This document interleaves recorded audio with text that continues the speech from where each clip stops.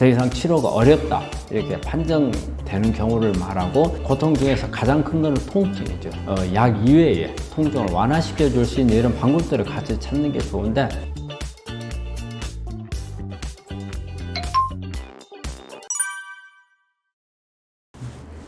안녕하십니까. 나으라몬 원장 문창식입니다. 우리 오늘 또 우리 환우 여러분 치료하느라 신경 많이 쓰이시고 고생이 많이 하고 계시줄 아는데, 앞으로 먼 미래에 내가 완치가 돼서 즐거워하고 가족들도 같이 이렇게 축하해주고 하는 이런 부분들을 연상을 하고 그때를 기대하면서 항상 최선의 치료를 다 하시기를 바랍니다. 우리가 말기암이라고 하면은 우리 일반적으로 우리 환자분들이 사기하고 이렇게 구분을 잘 못해요. 그런데 이제 우리가 사기라고 하는 것은 어떤 기술을 말하거든요. 이제 1기, 2기, 3기, 4기 암이 진행되는 정도를 말하죠. 근데 진행되는 정도하고 우리가 실제적으로 생리적으로 일어나는 현상하고 다르거든요. 그래서 사기라고 하는 것은 원발암이 어떤 재발이나 전이가 일어난 경우를 이제 말하거든요. 그런데 이제 말기암이라고 하는 것은 사기하고는 다르고, 이제 더 이상 치료를 하더라도 완치될 수 없다, 더 이상 치료가 어렵다 이렇게 판정되는 경우를 말하고, 어떤 삶이 이제 얼마 남지 않았다 하는 것을 이제 말하는 거거든요. 그래서 우리가 말기암이라고 하는 것은 그냥 단순히 또 증상만 가지고 보는 건 아닙니다. 여러 가지 이제 근거 자료들을 같이 하고, 일단은 우리가 이제 악액질이라고 하는 어떤 음식을 충분히 먹고 하더라도 그걸 제대로 영양 대사시키지를 하지 못하는 경우, 그래서 우리의 세포가 생리적인 기능이 다 무너져 버린 경우를 우리가 이제 악액질이라는 용어를 쓰고요. 이제 그럴 때 우리가 이제 검사 데이터들을 좀 같이 겸해서 보거든요. 요산 수치를 이제 본다든가, 요산 같은 경우가 강력한 우리 몸에서 항산화제로 역할을 하거든요. 그래서 암이 말기에 들어가면 많은 산화물들이 만들어져요. 그래서 이걸 제거하기 위해서는 최후 수단으로 나오는 게 요산입니다. 그래서 요산 수치가 높아진다 그러면 우리가 말기로 가고 있구나 이런 부분들을 생각할 수가 있고, 또 여러 장기가 이제 기능 부전 상태로 빠지거든요. 이때 이제 간 기능이 오게 되면 암모니아 수치가 올라가요. 그래서 암모니아 수치가 많이 상승을 하면 이런 경우에도 말기로 가고 있구나. 간 기능을 봐가지고 알부민 수치가 너무 떨어진다든가 이런 경우도 이제 간이 제대로 이제 일을 못해서 이제 우리 생리적인 기능이 떨어진다 이런 부분, 그리고 CRP가 아주 상승한다든지 이런 데이터들을 같이 종합을 해서 환자분한테 어떤 말기라고 하는 평가를 내릴 수가 있는 겁니다. 그런 경우는 어떻게 딱 우리 잘라가지고 알려줘야 된다, 알리면 안 된다, 이것을 이렇게 구분하실 수는 없어요. 상황에 따라서 다를 수가 있기 때문에 되게 우리 요즘에, 예전에는 우리가 환자분들이 암이라는 진단을 받게 되면 바로 어떤 생명하고 직결되는 그런 극단적인 생각을 많이 했기 때문에 가족들이 환자한테 그래서 알리지 않는 경우도 있고, 또 주치의들도 진단을 내리면서 환자는 없이 가족들한테만 이게 설명하는 경우가 많이 있었죠. 그런데 최근에 와가지고는 워낙 주변에 이제 암 환자들이 많다 보니까 환자들도 거기에 대해서 어느 정도 증상이 나오고 되면은 그걸 의심하는 경우가 많아요. 본인이 느끼는 경우도 많아서 최근에 와가지고는 환자들한테 직접 알리는 경우도 많아요.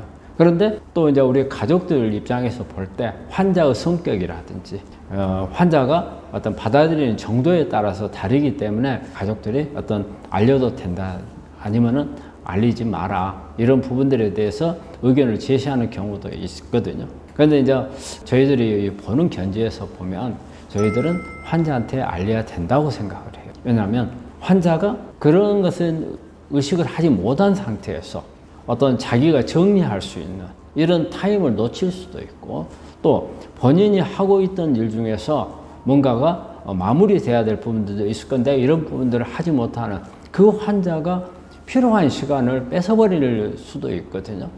가능하면 알리는 게 좋고, 단지 알릴 때 어떠한 방법으로 알릴 건지, 아주 뭐 얼마 못 산다 이렇게 딱 잘라서 하는 것보다는 뭔가가 좀 심각하지만 뭐 노력을 해볼 수 있다든지 이런 부분들을 조금 부드럽게 환자가 너무 충격을 받지 않게끔 하면서 알리고, 또 혹시 그 환자 반응에 따라서 어떤 반응인가에 따라서 그 다음 단계로 이렇게 정보를 진행을 해 나가는 이런 부분을 한다면, 저희는 환자가 이 생을 마감을 해야 되는 마당에서는 마감을 할 수 있는 본인의 정리할 수 있는 선택권은 꼭 주어져야 된다. 그런데 또 이런 경우 있죠. 엄청 아주 사소한 거에도 아주 충격을 받고 예민하고 이런 경우에는 이때는 또 좀 생각해 볼 여지는 있는 것 같아요. 그래서 무조건 알려야 된다, 알리면 안 된다, 둘 중에 하나로서는 답을 하기는 어려운 것 같아요.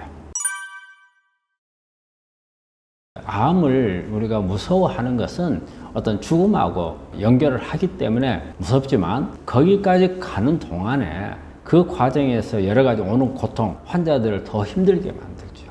고통 중에서 가장 큰 거는 통증이죠. 그래서 우리가 이제 암성 통증이란 말을 쓰거든요. 다른 어떤 증상보다도 암성 통증이 심한 증상을 나오죠. 왜 이게 암성 통증이 다른 증상보다 심하냐? 암이라고 하는 것은 덩어리가 작을 때는 별 통증이 없어요. 그래서 암을 가지고 있지만 증상이 없이 치료를 받는 사람들도 많거든요. 하지만 암이 어느 정도 성장을 해서 주변을 압박을 하면 이런 압박으로 인한 통증이 나오고, 이 압박을 받는 어떤 장기의 기능이 깨지면서 거기에 따르는 고통이 심해져서 정말 견디기 어려운 그런 통증이 나오는 게 우리가 보통 이제 일반적인 암성 통증이고, 그래서 이제 말기암인 경우에는 통증에 대한 게 엄청나게 큰 부담으로 작용을 하고, 또 하나는 심리적인 부분이죠. 마지막 어떤 우리 생을 마감해야 되는 이런 데서 우리가 정말 어느 누구도 상상하기 어려운 나름대로 스트레스와 고통을 갖게 되는 거죠. 그래서 이제 이런 부분들을 같이 오기 때문에 이때 가족들이 상당히 중요한 것 같아요. 가족들이 항상 이 말기암인 분들은 어떻게 보면은 외롭거든요. 혼자예요. 고통을 받는 것도 혼자거든요. 그런데 가족들의 배려까지 없다면 정말 큰 고통이거든요. 이럴 때는 가족들이 옆에서 힘이 돼주는 게 아주 중요한 것 같아요. 그래서 우리가 암을 이렇게 치료하는 입장에서 볼 때는 이 암을 가지고 있는 사람도 치료를 해야 되는 건 맞지만, 암을 치료하는 가족들에 대한 치료도 꼭 필요하다고 생각을 해요. 이 환자한테 어떻게 대해야 될 건지, 그러면 가족으로서 어떤 배려를 해야 될 건지, 또 우리가 경제적인 문제도 같이 결부가 되거든요. 그럼 이런 부분들은 어디까지 해야 될 건지, 이런 부분들에 대해서 가족들이 미리 여기에 대한 안배를 하고, 또 이렇게 환자가 힘들어지고 할 때는 어떻게 해야 될지 그런 부분도 필요한 것 같아요. 그래서 이렇게 말기가 되면은 어떤 통증 문제와 그 다음에 정신적인 이런 심리적인 스트레스 문제, 이 두 개가 가장 큰 것 같아요.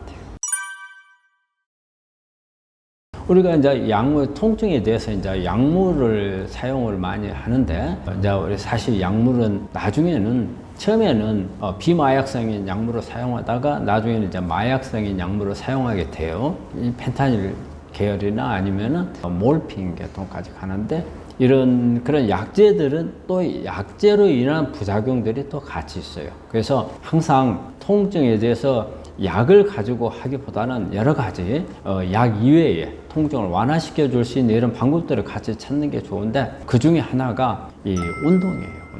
운동을 하면은 그만큼 또 햇빛을 보게 되면은 우리가 그 햇빛을 보게 되면 행복 호르몬이라는 게 나와요. 그래서 고통을 좀 감해주는 그런 게 있고, 또 운동을 하면서 주변에 경관이라든지 시선을 또 좀 다른 데로 돌려서 우리가 통증을 잘 느끼지 못하게 해줄 수 있는 이런 부분들이 있고, 또 잠을 잘 잘 수 있겠고, 수면. 우리가 통증이 있으면 수면이 어려워요. 그럼 또 수면이 어려운 것 때문에 그 다음에 몸 컨디션이 안 좋아지고 통증이 더 나올 수가 있거든요.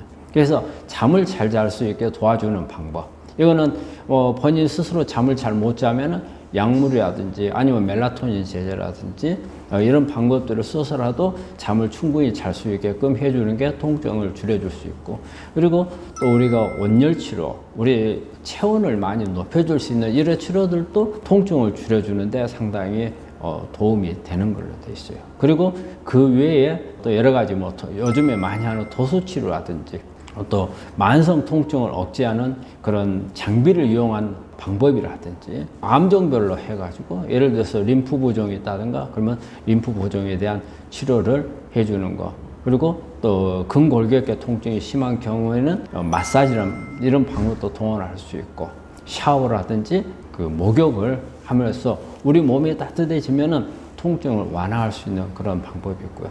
또 하나는 대부분 우리 암 환자들이 나중에 가면은 통증이 우리가 그 암이 있는 위치, 그 육체에서 나오는 통증도 있겠지만 어떤 그 심리적인 부분들, 만성 통증의 특징이거든요. 통증을 유발하는 곳에서 나오는 직접적인 통증보다도 그냥 우리 머릿속에서 만들어진 통증이 많아요.